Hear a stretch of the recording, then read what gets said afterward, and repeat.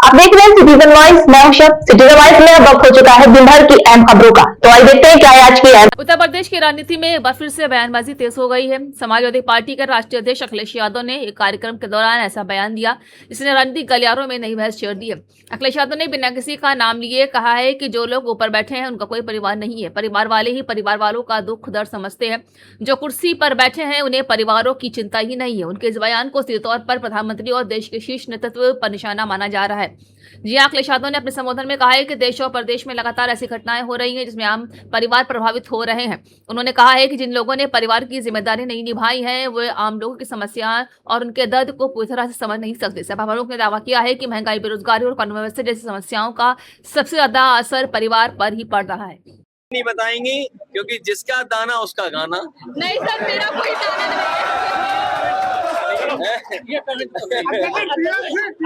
अच्छा आप बताओ, अच्छा एटा में रहती हो आप लोग, बिजली का इतना बड़ा कारखाना लगा है जी। अगर इसके मुकाबले बीजेपी ने कोई बड़ा काम किया हो तो बताओ, एक काम बताओ। एम्बुलेंस पर पर्सनल हमले किए जा रहे हैं। अरे एक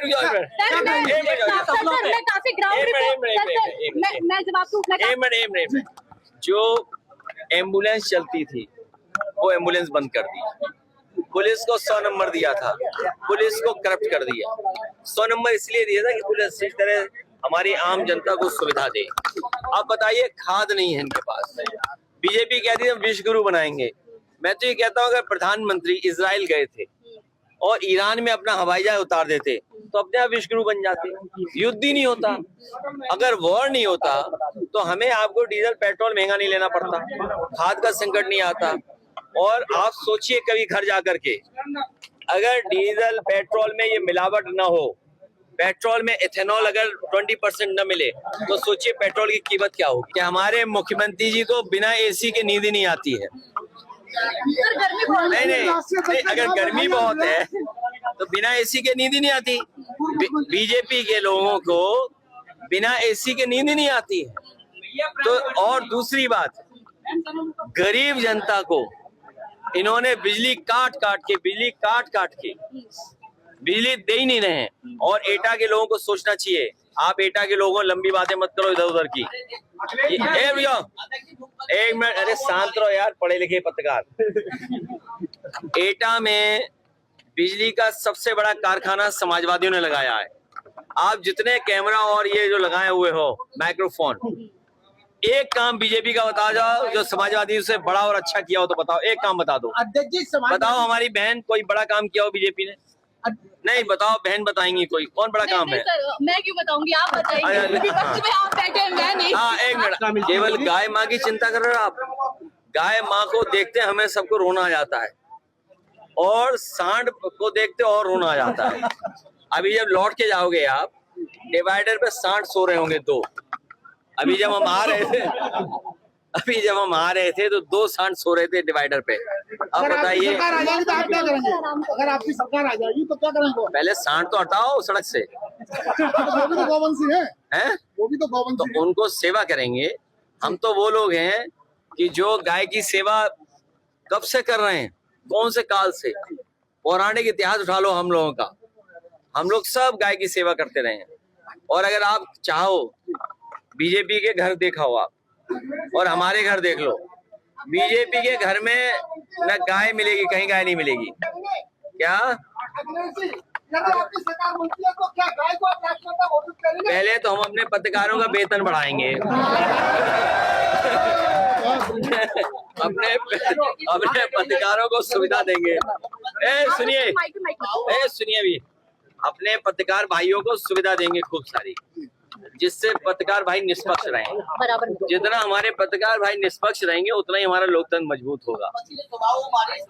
पीडीए में आधी आबादी है, इसलिए पीडीए के साथ साथ सामाजिक न्याय के राज की स्थापना के लिए पीडीए सरकार बनाने के लिए हम सबका समर्थन चाहते हैं। और जो आज प्रदेश की स्थिति है, जिस तरीके से महंगाई बढ़ रही है, डीजल पेट्रोल महंगा हो रहा है, किसान को खाद नहीं मिल रही है, सड़कों पर गौ माता घूम रही हैं, और बिजली का संकट पैदा कर दिया है। बिजली महंगी है, स्मार्ट सिटी तो बने नहीं। जनता ने स्मार्ट मीटरों को फेंक दिया, स्मार्ट मीटरों को जनता ने फेंक दिया। और यही नहीं, अब तो जो सबसे सस्ती चाय होती थी, जैसे जैसे डॉलर ऊपर जा रहा है वैसे गरीब जनता की चाय भी महंगी होती चली जा रही है। डॉलर ऊपर जा रहा है, रुपया नीचे जा रहा है और चाय महंगी होती चली जा रही है। जितना डॉलर ऊपर जाएगा चाय उतनी महंगी होती चली जाएगी। बताओ ये बीजेपी की कौन सी अर्थव्यवस्था है? और डबल इंजन महंगाई की वजह से और भ्रष्टाचार की वजह से डबल इंजन का धुआं निकल गया है। डबल इंजन का धुआं निकल गया है। डीजल पेट्रोल महंगा हो गया, गैस सिलेंडर महंगे हो गए, फ्री सिलेंडर दे नहीं पा रहे। इसलिए बंगाल का चुनाव बेईमानी से जीता इन्होंने। टीएमसी के सांसद से काफी बागी होते जा रहे हैं। सारी पार्टियों को तोड़ दिया है। हमें ऐसो दे दो, आप भी बागी हो जाओगी। चैनल छोड़ करके आप कुछ और काम करने लगोगी। अगर ऐसो दे दे हमें, केवल एक ऐसो। यहाँ पुलिस कौन है? कोई है पुलिस वाला? कोई एक पुलिस दे दो। अगर तुम अपना चैनल छोड़ के ना भाग जाओ तो कहना। सरकार नहीं, आप लोग मिलकर सरकार बना रहे हो, क्योंकि प्रेस वाले भी दुखी हैं। और पी फॉर प्रेस भी है। सर, ओपी राजभर आपको पीसी और एसी के नेता कह रहे हैं ग्राउंड पे कुछ करते नहीं है आप। तो अच्छा एक बात बताओ, आधी आबादी की हमारी प्रेस पत्रकार ऐसा एक मिनट मुझे किसी ने ये बताया है, कौन से भगवान के बारे में बताया? अरे तुम अच्छा, एटा में 3x660 super critical thermal plant लगा है, आज तक उन्होंने नाम बोल पाया है? अच्छा, जिसका जो काम उसे करने दो। 3x660 super critical thermal plant लगा एटा में, बड़ा देखा होगा। देखा नहीं आपने? तो कभी मुख्यमंत्री ने नाम लिया उसका? क्यों नहीं लिया नाम? क्योंकि वो नाम लेते नहीं, जानते ही नहीं वो। अध्यक्ष जी, जो पार्टी बीजेपी के सामने आती है वह धराशायी कर दी जाती है, क्योंकि जब आप महाराष्ट्र में देख लो, बिहार में देख लो, तृणमूल देख लो, केवल एक समाजवादी पार्टी ही तक जमकर सामने खड़ी है। तो क्या ऐसा फार्मूला है जिससे आप अपनी पार्टी को बचाए रखेंगे? मुझे खुशी है इस बात की कि उत्तर प्रदेश की जनता ने पीडीए के आह्वान की मदद की। पीड़ित, दुखी, अपमानित लोग एक हो रहे हैं। पिछड़े, दलित, अल्पसंख्यक मुसलमान भाई लोग एक हो रहे हैं और आधी आबादी एक हो रही है।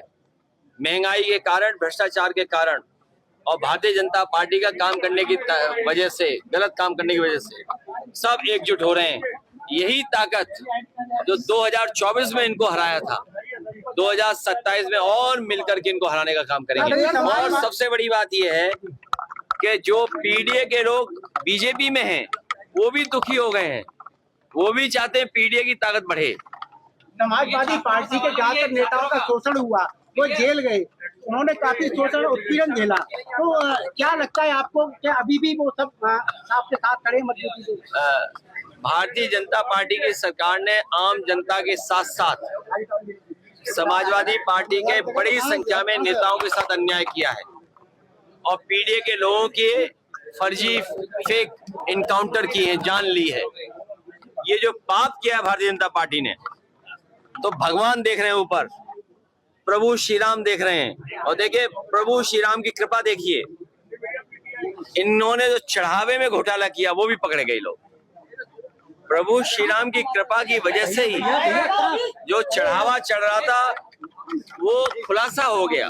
बिगाड़ रहे हो यार, करने दो। आपके द्वारा 2024 का टोटल फार्मूला अपनाया गया था, क्योंकि जो कि केवल यादव और मुस्लिम को टिकट दिया थी। क्या वो भी बड़ी होगी?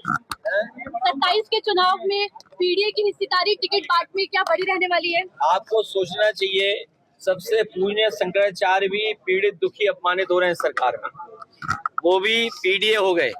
इसलिए हम उनके साथ हैं, आम जनता उनके साथ है। पीडीए की भागीदारी बड़े पैमाने पर होगी, आधी आबादी की भी भागीदारी होगी। और बीजेपी के लोग अगर आधी आबादी के आरक्षण की बात कर रहे हैं तो 27 में लागू कर दें। जब आरक्षण पास हो गया है तो बहाना क्यों कर रहे हैं? आरक्षण लागू कर दें, 27 में चुनाव लड़ा दें। आपके